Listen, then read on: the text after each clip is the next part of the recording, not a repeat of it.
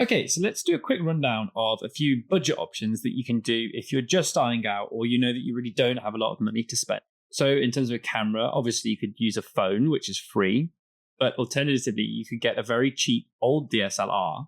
Anything that's full frame will do. I would just get one lens. You could probably pick one up for just $100 or $200. If you can only get one lens, get a 50mm. If you're going to be photographing people, then I would recommend getting an 85mm.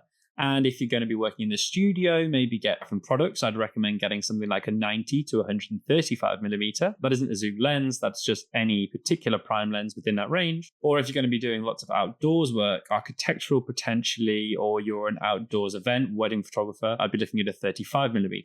If you know you're going to be doing quite a large range of work, I would look at just getting a 24mm to 70mm zoom lens. I really recommend spending your money on a lens and not a camera. The good news as well about a lens is that they hold their value a lot better. So if you do decide it's not the right thing for you a couple of years down the line, is you can sell it on for about what you bought it for.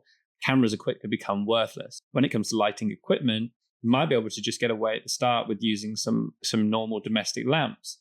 If not, I would recommend upgrading to a 200-watt flash. Godox make a great option. These are probably only $50 to $100, and 3 of those will allow you to do more or less everything that you want. Obviously, if you're shooting outside, however, because they're not very powerful, you might struggle a little bit to cut out all of the light from the outside, so you'll want to use them in a dark room. When it comes to a tripod, I'm afraid there really is no good solution. You do just have to invest in a tripod. You'll be able to get a good used tripod, however, for not too expensive. I'd be expecting to spend $100 to $200. The next thing you're going to look at is your diffusion material or light shapers. If you can't afford to get a roll of scrim like the one I've got here, then what I would recommend doing is potentially using a bed sheet, or you could use some tracing paper as an alternative. And then how about for shaping the light a little bit more? Well, as I said to you a bit earlier on, this is the photographer's best friend if they're working in the studio. Everyone uses hundreds of these foam boards. You can paint them any color you like to use as a background. You can paint them black to catch any spill light. You can use the white side as a bounce to fill in any shadows. They're great in product photography for creating those soft white catch lights that you might want on a reflective surface.